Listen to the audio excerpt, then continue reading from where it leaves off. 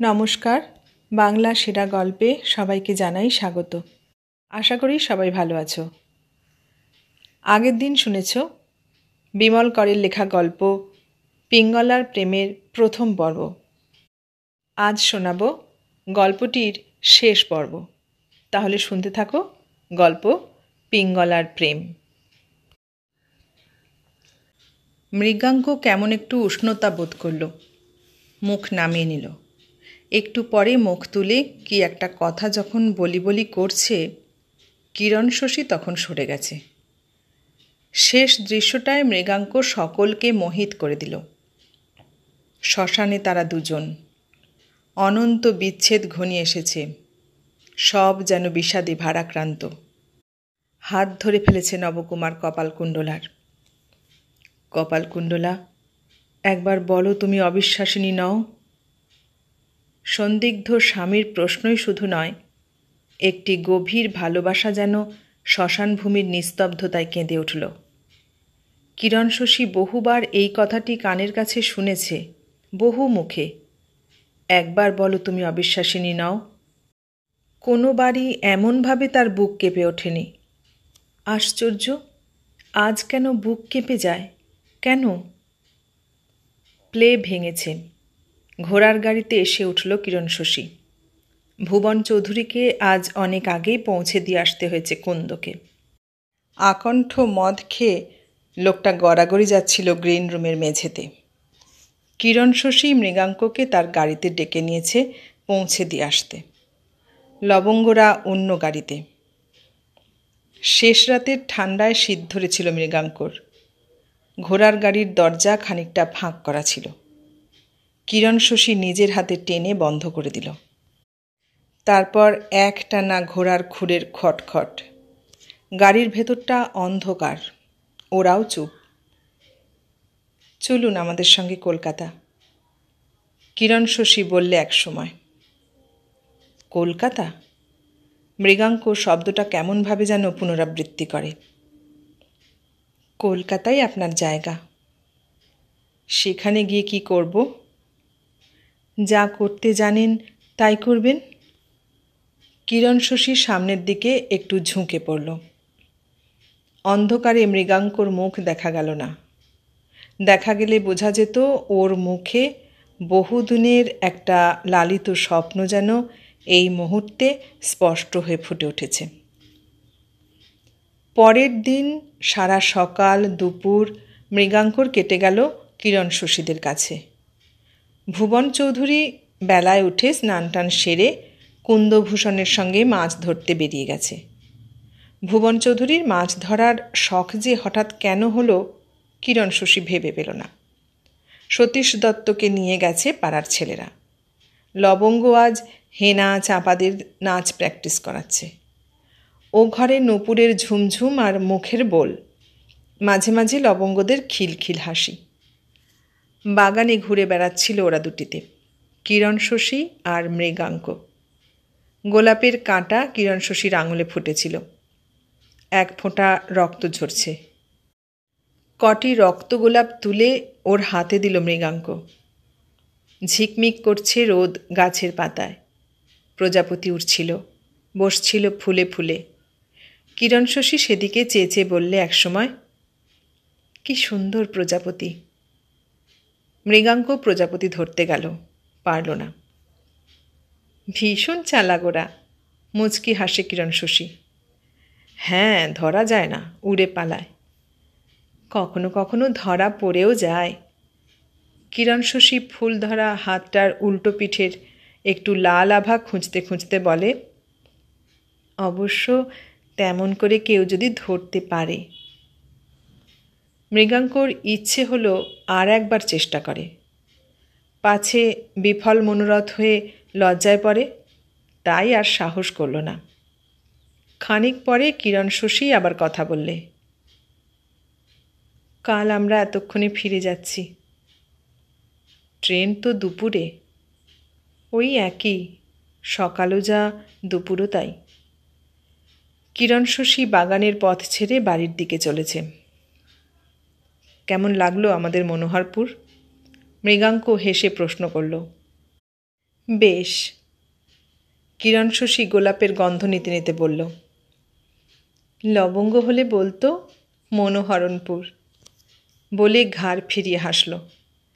মনে পড়ল পরশু সকালে স্টেশনের কথা। লবঙ্গকে যা বলেছিল ও। সেদিন রাতে কিরণ শশী করছিল মায়ের পাঠ আর মৃগাঙ্ক হারানো ছেলের। এই পাঠটি কিরণ শশী খুব কম করেছে। ওর নিজেরই ভয় ছিল ভালো বুঝি হবে না। মৃগাঙ্কর সঙ্গে দাঁড়িয়ে পাঠ করতে সত্যিই এখন ভয় পায় কিরণময়ী। স্টেজে দেখা গেল কেউ কম যায় না। মৃগাঙ্কও যত ভালো, কিরণ শশীও ততটা। শেষ দৃশ্যটা চমৎকার হয়েছিল। মৃগাঙ্কর সেই বুকের মধ্যে মুখ গুঁজে দিয়ে দু হাতে জড়িয়ে মা ডাক শুনে কিরণ শশী যেন সত্যিই হারানো ছেলের মা হয়ে গেল। ব্যাকুল বাহুতে জড়িয়ে ধরেছে মৃগাঙ্ককে তখন। আর আনন্দে বেদনায় বিহল হয়ে যেমন করে হাসি কান্নায় মাখামাখি হয়ে গেছিল এই স্টেজে, তার বুঝি তুলনা নেই। সেদিনও রাত্রে ঘোড়ার গাড়িতে করে ফিরছিল ওরা দুজন, মুখোমুখি বসে। গাড়ির মধ্যে অন্ধকার, বাইরে ঘোড়ার খুরের খুটখুট। তুমিই বলছি তোমাকে। কিরণ শশী খুব করে একবার কেসে উঠল। শুনলাম তোমার বয়স নাকি মাত্র 22-23। কে বললে? কুন্দবাবু। কিরণ শশী আর একবার কাশল। দেখলে কিন্তু 30-30 মনে হয়। চমৎকার বাড়ন্ত তোমার শরীর স্বাস্থ্য। একটু চুপ। আমার বয়স কত বলতে পারো? না। তা তোমার প্রায় ডবলই হবে, 37-38। মৃগাঙ্ক অন্ধকারেই চোখ তুলে তাকালো। মনে হয় না এত, না? কিরণ শশী মৃগাঙ্ককে চুপ দেখে বললে, হ্যাঁ সত্যিই মনে হয় না। নিচু গলায় জবাব দেয় মৃগাঙ্ক। মনে হবে কি করে? বয়স আমাদের রাখতে হয়। বয়স, গলা, রূপ যতদিন রাখা যায় ততদিন। বয়সে কি যায় আসে? বললে মৃগাঙ্ক। আবার একটু চুপ। ধীরে ধীরে কিরণ শশী মৃগাঙ্কর হাত নিজের হাতের মুঠোয় টেনে নেয়। ঠিক বলেছ, বয়সে কি যায় আসে। ঘোড়ার গাড়ির চাকায় শব্দ উঠছে। দূরে কোথায় যেন কুকুর কাঁদছে একটা। লবঙ্গদের গাড়িতে খিলখিল হাসি উঠেছে।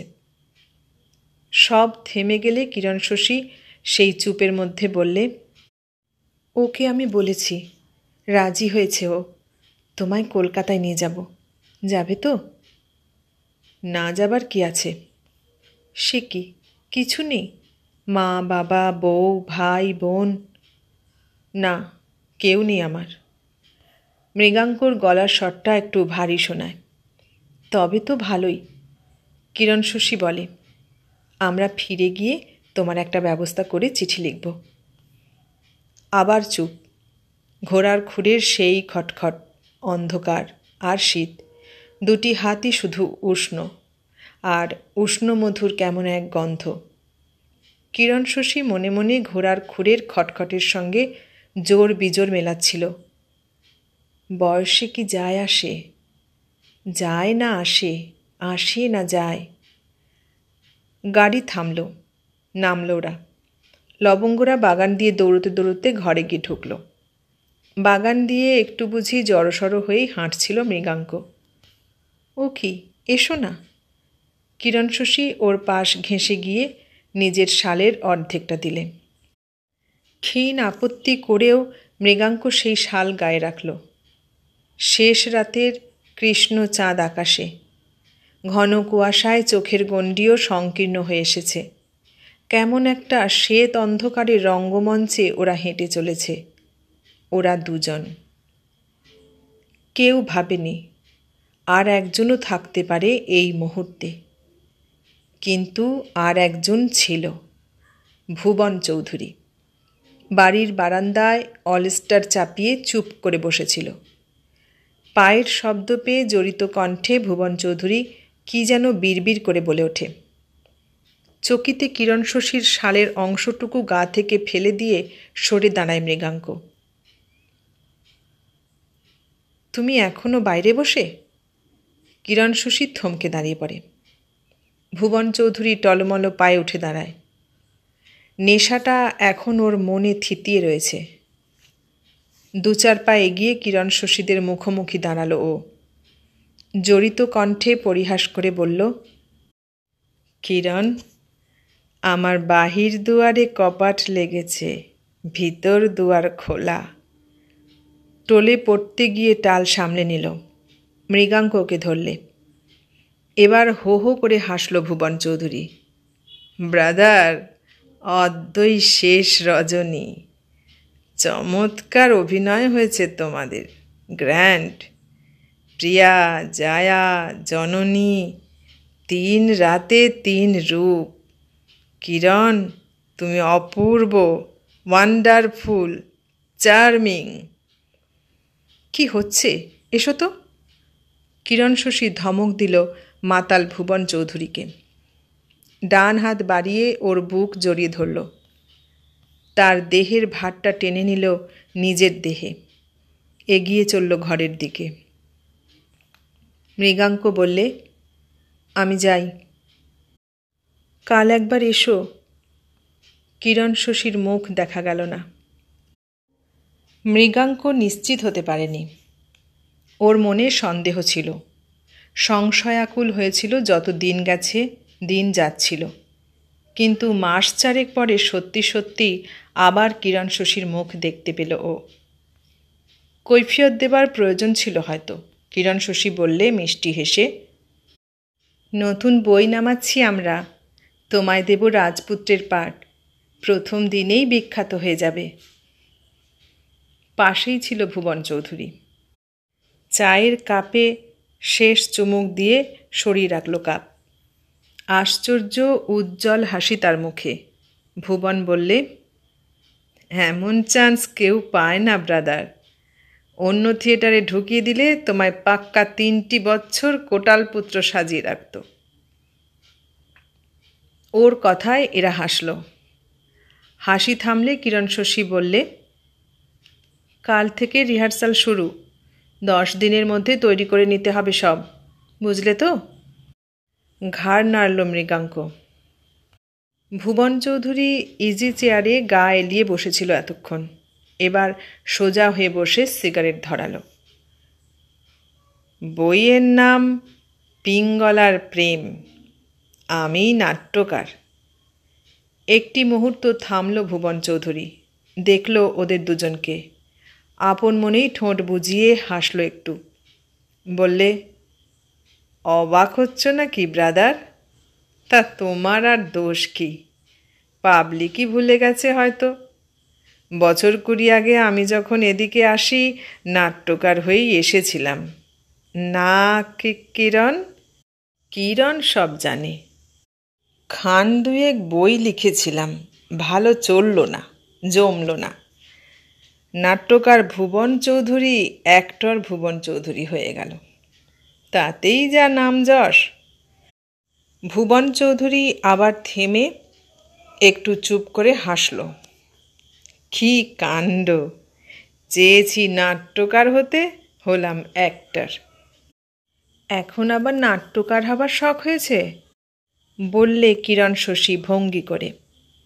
পানের কৌটো থেকে আতর দেওয়া পান নিতে নিতে কৌটোটা হাত বাড়িয়ে এগিয়ে দিল ভুবনের দিকে। একসঙ্গে 2-3 খিলি পান মুখে ফেলে ভুবন চৌধুরী ইজি চেয়ারে গা এলিয়ে দিল আবার। নাটকের একেবারে শেষটুকু এখনও আমার লেখা হয়নি, অথচ 4 মাস ধরে নাট্যকার মশাই নাটক লিখছেন, সেই তোমাদের মনোহরপুর থেকে ফিরে আসার পরই। কিরণ শশী ঠাট্টা করলে, আরও কমাস লাগতো কে জানে। আমি জোর করে রিহার্সালে নামিয়ে দিলাম, তাও যদি শেষ হয়। শেষের একটাই তো দৃশ্য, আমার মনে ছকা আছে, আর একটু ভেবে লিখে ফেলব। ভুবন চৌধুরী আবার সিগারেট ধরায়। মৃগাঙ্ক ভুবন চৌধুরীর মুখের দিকে তাকিয়ে চুপ করে বসে থাকে। গল্পটা, ভুবন চৌধুরী বলতে শুরু করে, গল্পটা শোনো। কিরণ, তুমিও। কিরণ শশী কখনো কখনো এই নাটকে 2-4টে পাতা দেখেছে পাণ্ডুলিপির, কিন্তু গল্পটা শোনেনি। ভুবন চৌধুরী বলেনি। তন্ময় হয়েছিল নিজের নাটকে, সিন্ধুর অতল তলে ডুবুরির মতন। কৌপলী নামে এক রাজ্য ছিল আদ্যিকালে। সে রাজ্যের যিনি রাজা বুড়ো বয়সে অপুত্রক অবস্থায় ভীষণ দুঃখ কষ্ট মনে নিয়ে মারা যান। ভুবন চৌধুরী গল্প শুরু করলে। রাজার ছেলে ছিল না, কিন্তু একটি মেয়ে ছিল। নাম তার পিঙ্গলা। অপূর্ব সুন্দরী সে। বিলাস ব্যসনে ছলা কলায় তার মতন পটু আর কেউ ছিল না। ওদিকে আবার পুরুষের মতন মৃগয়ায় যেত পিঙ্গলা। তার কোমল দেহ বর্ম আবৃত করে অশ্বারোহণে ঘন অরণ্যে ঘুরে বেড়াত। পিঙ্গলা বিবাহ করেনি। রাজা অনেক চেষ্টা করেছেন, অনুনয় করেছেন, রাজপুরুষরা পরামর্শ দিয়েছে, তবু পিঙ্গলা বিবাহে সম্মত হয়নি। ধীরে ধীরে একটা কথা ছড়িয়ে গিয়েছিল গোপনে গোপনে, পিঙ্গলা শুধু পশু মৃগয়াই করে না, তার অব্যর্থ স্বরে বহু সুপুরুষেরও অন্তর্বিদ্ধ হয়েছে। তারা যে কারা কেউ জানত না। অপুত্রক রাজা কন্যার এই অধর্ম ও স্বেচ্ছাচারিতা নীরবে সহ্য করতে করতে শেষে একদিন মারা গেলেন। ভুবন চৌধুরী থামল। কিরণ শশী আর মৃগাঙ্ক কুতূহলী চোখে তাকিয়ে ভুবন চৌধুরীর মুখের দিকে। আবার একটা সিগারেট ধরালো ভুবন চৌধুরী। চোখ বুজে একটুক্ষণ ভেবে নিল কি যেন, তারপর আরম্ভ করল। এই গেল ফার্স্ট অ্যাক্ট। সেকেন্ড অ্যাক্টের শুরু। কৌপলী রাজ্যের অধীশ্বরী এখন পিঙ্গলাই। একদিন মৃগয়ায় গিয়ে অরণ্যের এক নদী তীর থেকে অচেতন মৃতপ্রায় এক যুবককে প্রাসাদে নিয়ে এলো পিঙ্গলা। অমন রূপবান পুরুষ খুব কমই চোখে পড়ে। রাজবৈদ্য এলেন, সযত্নে পরীক্ষা করলেন যুবককে, ঔষধ আদি দিলেন, বললেন, এই তরুণ কোনো বিষাক্ত সাপের দংশনে বিষক্রিয়ায় মৃতপ্রায় হয়েছিল। ওর আত্মীয় স্বজন সম্ভবত তাকে মৃতজ্ঞানে নদীর জলে ভাসিয়ে দিয়েছিল।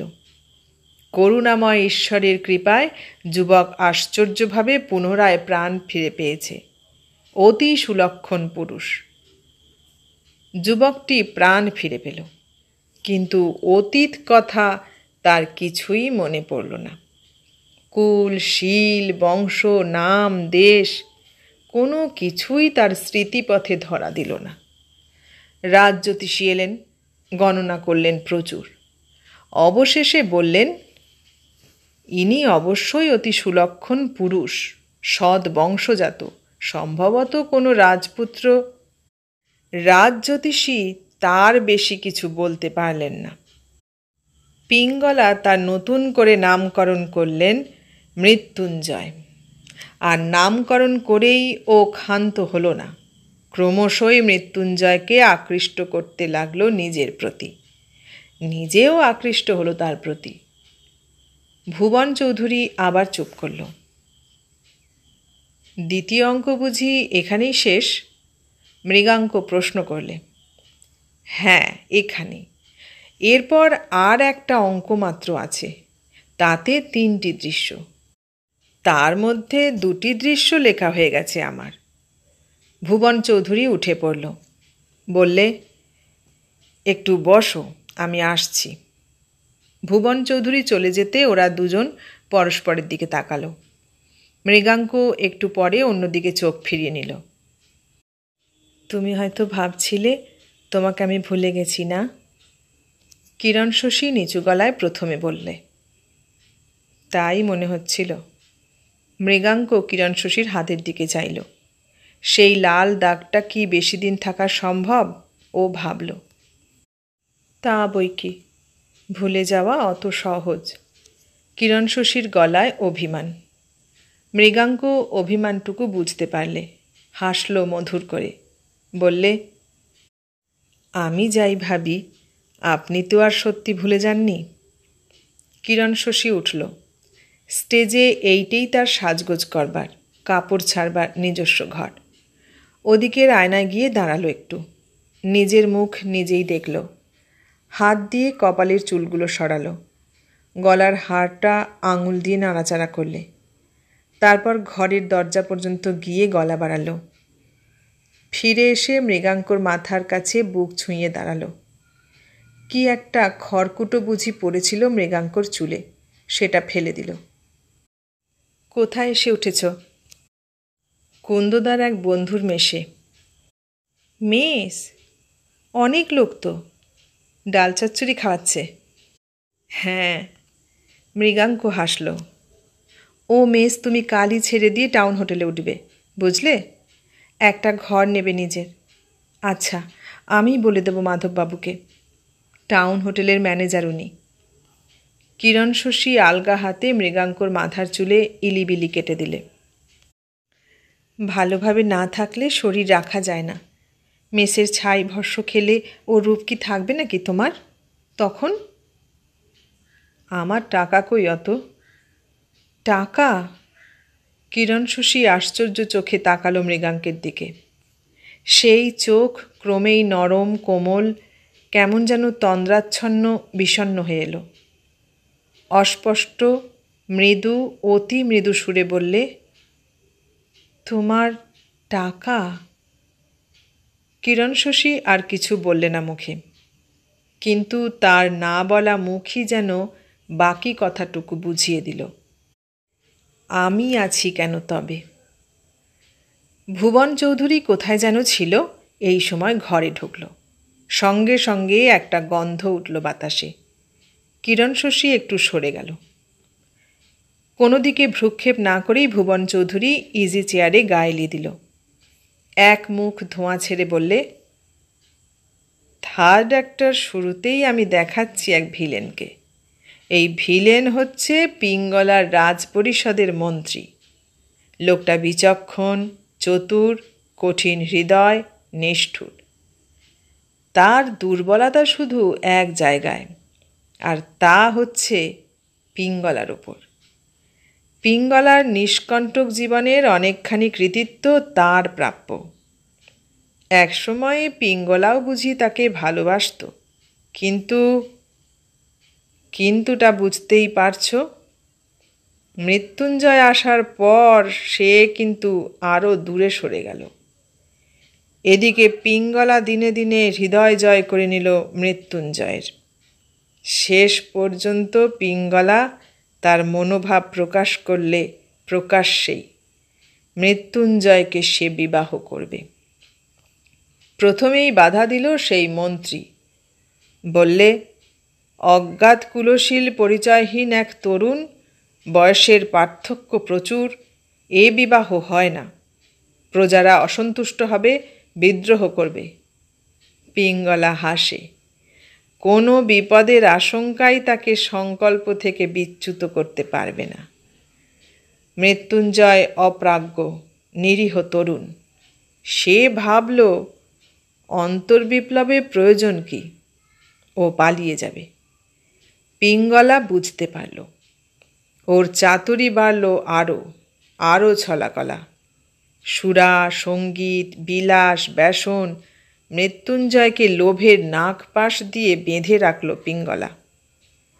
মৃত্যুঞ্জয় ভেসে যাচ্ছিল তার স্রোতে।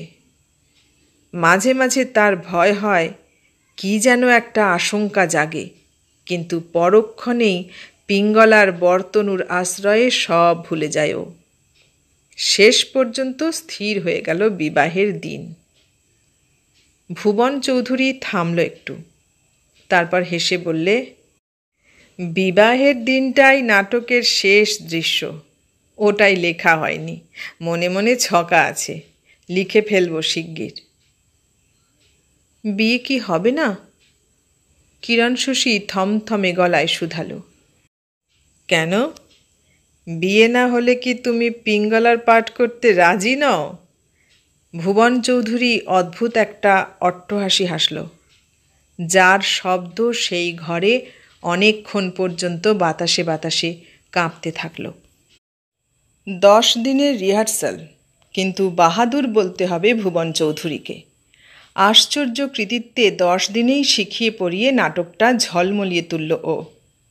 কিরণ শশী পিঙ্গলাই বটে।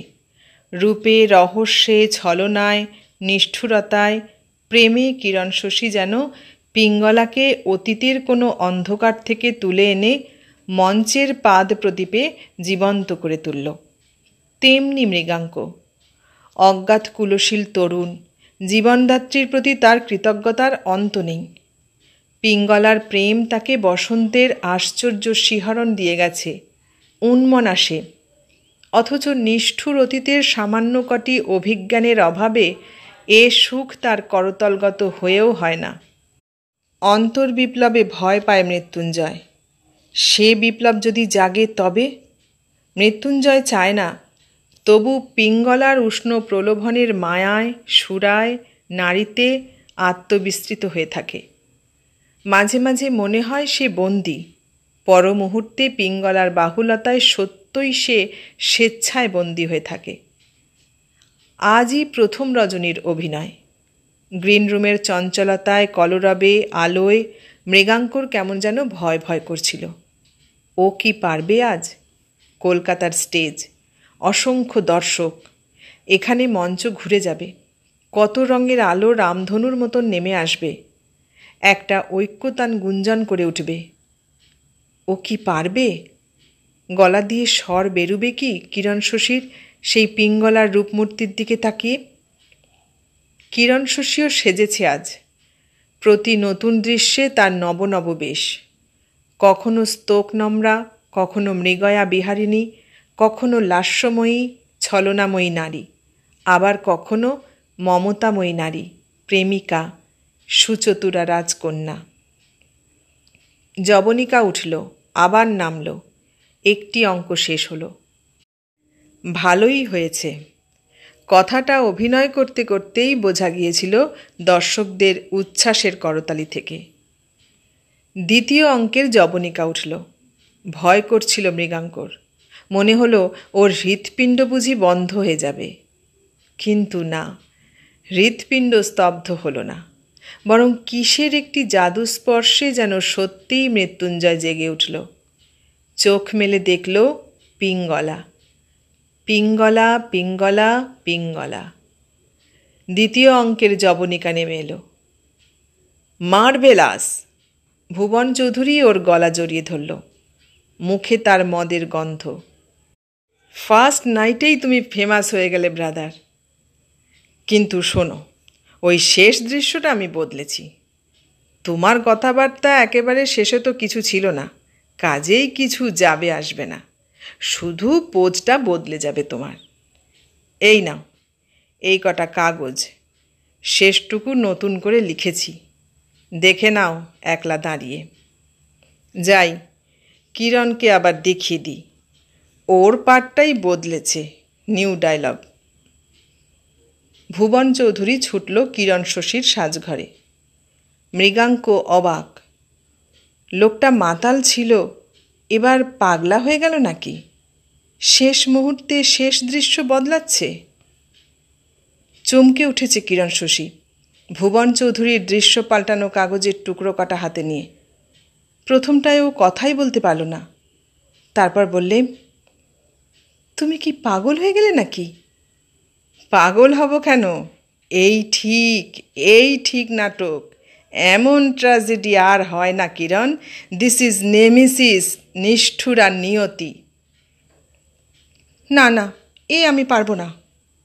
কিরণ কাগজ কটা ছুঁড়ে ফেলে দেয়। ভুবন চৌধুরী হাসি মুখেই কাগজ কটা কুড়িয়ে নিয়ে কিরণের হাত ধরে। আমি নাট্যকার কিরণ, এই বই আমার জীবনের একটি কীর্তি। ভালো মন্দর আমি কি কিছু বুঝি নে? তা বলে এমন নিষ্ঠুর হবে তোমার নাটক? এমন অসম্ভব? কোনটা অসম্ভব কিরণ?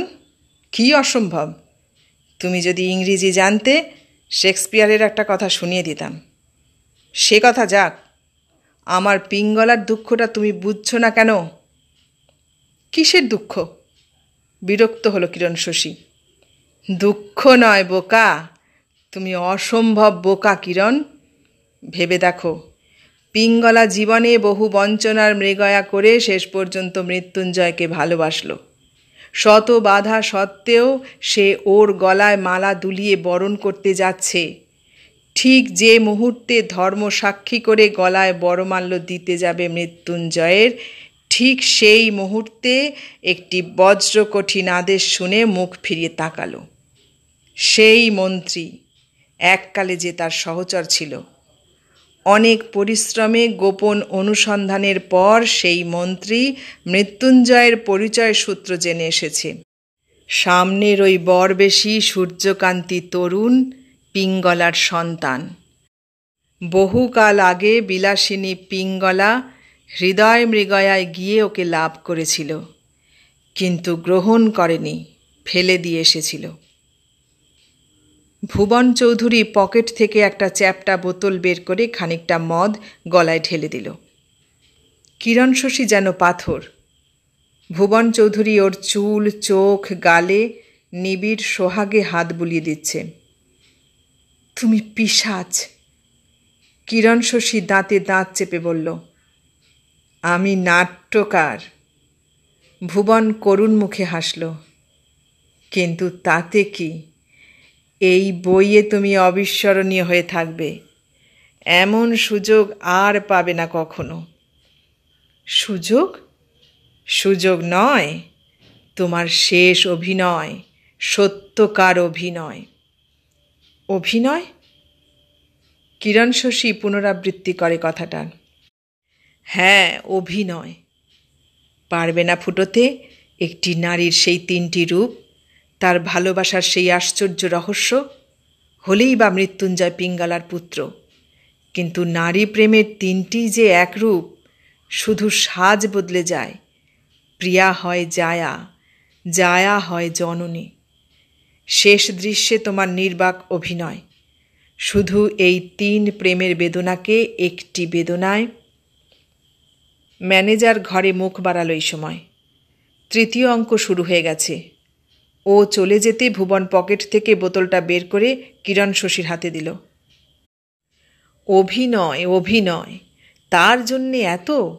ওঠো, যদি শেষ দৃশ্য খারাপ হয় আমি কথা দিচ্ছি তোমায় কাল বদলে দেব। যা ছিল আগে তাই থাকবে। কিরণ শশীর স্নায়ু শিথিল হয়ে এসেছিল, একটু উত্তেজিত করে নিল। সময়টা এসে গেছে। উইংসের পাশে কিরণ শশী পিঙ্গলার বেশে অপেক্ষা করছে, বড়মাল্য হাতে। তার পাশে মন্ত্রীর বেশে ভুবন চৌধুরী। কিরণ শশী যেন কাঁপছিল, নিঃশ্বাস ভারী হয়ে এসেছে, বুকটা ধুক ধুক করছে। অত ভয় কেন তোমার? এত বছর ধরে অভিনয় করছো। ভুবন বললে চাপা গলায়, আমি পারবো না, সত্যি পারবো না। পারবে, পারবে, না পারার কি আছে? কি করে তাকাবো আমি অমন কথা শোনার পর? যেমন করে তাকাতে হয় তুমিই জানো। আর 2 মিনিট। স্টেজের মধ্যে মৃত্যুঞ্জয় বরবেশে এসে দাঁড়িয়েছে। রাজপুরোহিত স্বস্তিবাচন করছেন। আমি পারবো না গো, আমার বুক কাঁপছে। কাঁপুক, ভয়ে নয়, আনন্দে কাঁপছে তোমার বুক। ভুবন চৌধুরীর গলার সুরটা কেমন যেন বদলে যায়। হয়তো একটা হিংস্রতা আছে, কিন্তু নরম সুরে ঢাকা। শানিত ভঙ্গি আছে, কিন্তু শোভনতা দিয়ে মোড়া। স্পষ্ট মৃদু সুরে কিরণ শশীর কানের কাছে মুখ নিয়ে গিয়েও বললে, আমি জানি আজ তোমার অভিনয় জীবনের সমস্ত অভিনয়কে ছাপিয়ে যাবে নয়নতারা। হ্যাঁ, ভাবো না সেই কথা। মনে করো না ঠিক এই সময়ই সেদিনের কথা, যখন তোমার নাম ছিল নয়নতারা। ভদ্র কিন্তু মূর্খ স্বামী ফেলে কোলের 1 বছরের ছেলেটিকে কোল থেকে সরিয়ে ভুবন চৌধুরীর সঙ্গে পালিয়ে এলে। এতকাল পরে সেই ছেলেকেই না হয় ফিরে পেয়েছ। ফিরে পেলে তোমারই ছেলেও, ওই মৃগাঙ্ক। কিন্তু তুমি জানো তোমার মন, তোমার চোখ মৃগাঙ্ককে। কথাটা আর শেষ করলে না ভুবন চৌধুরী। পিঙ্গলার মঞ্চ প্রবেশ মুহূর্ত অপেক্ষা করছে। যাও। ভুবন আসতে ওকে ঠেলে দিল। কিছু বুঝবার, ভাববার, জানবার আগেই কিরণ শশী দেখে ও শতচক্ষুর সামনে দাঁড়িয়ে। উজ্জ্বল আলোয় ভেসে যাচ্ছে চারিদিক। সামনে মৃগাঙ্ক না, মৃত্যুঞ্জয়। ভুবন চৌধুরী উইংসের পাশে দাঁড়িয়ে এক দৃষ্টিতে তাকিয়ে আছে স্টেজের দিকে। কথা বলছে নয়নতারা। না, কিরণ শশী। না, কিরণ শশীও নয়, পিঙ্গলা। দু চোখ ভরে জল আসছিল ভুবন চৌধুরীর। সুন্দর নাটক লেখায় এত বেদনা আছে আজ জানল ও। তখন বুঝি মাঝরাত। মৃগাঙ্ক থাকতে পারেনি, চলে এসেছে কিরণ শশীর বাড়ি। ছটফট করছিল ওর মন। অতুলনীয় অভিনয় করেছিল কিরণ শশী। কিন্তু তারপর আশ্চর্য, কী যে হলো তার! স্টেজের বাইরে এসে কারুর সঙ্গে কথা বললে না, কোথাও দাঁড়ালো না। মৃগাঙ্ক সামনে গিয়েছিল, তার দিকে ফিরেও তাকালো না, চলে গেল। ওরা বলছিল ও অসুস্থ হয়ে পড়েছে হঠাৎ। মৃগাঙ্ক ভুবন চৌধুরীকেও আর খুঁজে পায়নি। অনেকক্ষণ চুপ করেছিল মৃগাঙ্ক। একাই বসেছিল গ্রিন রুমে। অসুস্থ? হঠাৎ কী এমন অসুস্থ হলো কিরণ শশী? ছটফট করেছে মৃগাঙ্ক পুরো 2 ঘন্টা। তারপর শটান কিরণ শশীর বাড়ি। কিরণ শশীর বাড়িতে আসতে ভুবন চৌধুরীর সঙ্গে দেখা। অন্ধকার বারান্দায় বেতের চেয়ারে বসেছিল ভুবন। মৃগাঙ্ক? ভুবন চৌধুরী চমকে উঠল। উনি কোথায়? কি হয়েছে? ভুবন চৌধুরী ভাবল একটুক্ষণ, তারপর বললে, এসো। ভেজানো দরজা খুলে সুইচ টিপতেই আলোয় ভরে গেল ঘর। মৃগাঙ্ক ঘরের মধ্যে পা দিয়ে থমকে দাঁড়ালো। বিছানায় পড়ে আছে কিরণ শশী, বেঁকিয়ে এলিয়ে অবশ অঙ্গ ছড়িয়ে ছাড়িয়ে। গায়ের ব্লাউজ খোলা, শাড়িটা সবই প্রায় তালগোল পাকিয়ে পায়ের কাছে পড়ে আছে। পাশ বালিশ আর মাথার বালিশ এদিক ওদিক ছড়ানো। মদের বোতল আর কাঁচের পাত্র, ভাঙা প্লেট মেঝে। পিঙ্গলার সেই মালাখানি কার্পেটের ওপর পড়ে। মদের গন্ধ ভরভর করছিল ঘরে। ভুবন শাড়িটা দিয়ে কিরণ শশীর গা ঢেকে দিল। ডাকল, কিরণ, দেখো কে এসেছে। কথাটা যেন কানেই যায়নি কিরণ শশীর। দুবার ডাকার পর কোনো রকমে মাথাটা উঁচু করে ও চাইল। চোখের পাতা আধ বোজা। কি দেখল সে কে জানে? যেন মনোহরপুরের প্রথম রাত্রির অভিনয়ে রাজনটির পাঠ করছে। মৃত্যুর সেই দৃশ্য।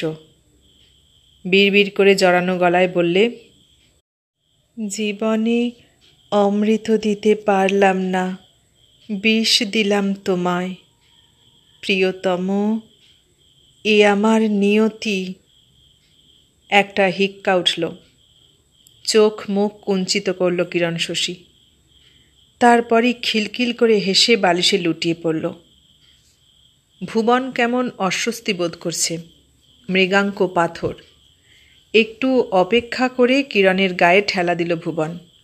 ডাকলে, কিরণ, মৃগাঙ্ক এসেছে, মৃগাঙ্ক।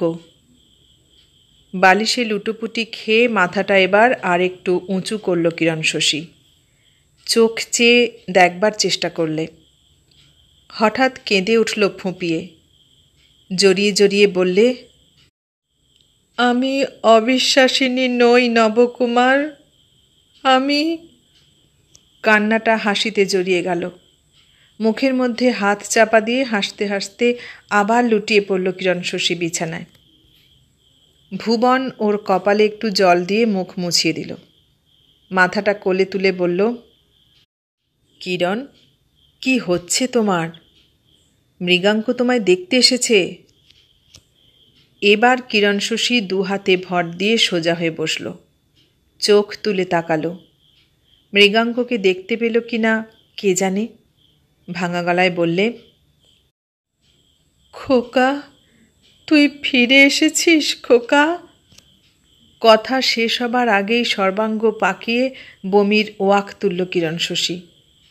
খানিকটা বমি ছিটকে এসে পড়ল মৃগাঙ্কর পায়ে। গা ঘিন ঘিন করছিল মৃগাঙ্কর। পকেট থেকে রুমাল বের করে নাক চাপা দিল। এই কুৎসিত পরিবেশ, ঘৃণ্য নগ্ন আবহাওয়ায় মৃগাঙ্করও বমি বমি লাগছিল। বিভৎস মনে হচ্ছিল কিরণ শশীকে। বাইরে বেরিয়ে এলো মৃগাঙ্ক। রি রি করছে সারা গা, ঘিন ঘিন করছে। বমি আসছে তার নিজেরই।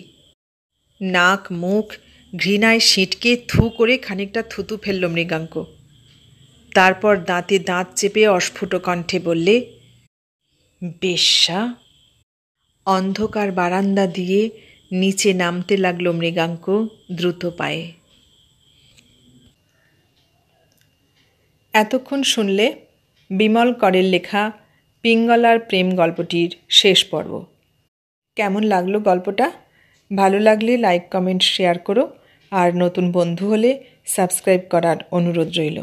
সবাইকে অনেক ধন্যবাদ জানিয়ে আজ এখানেই শেষ করলাম।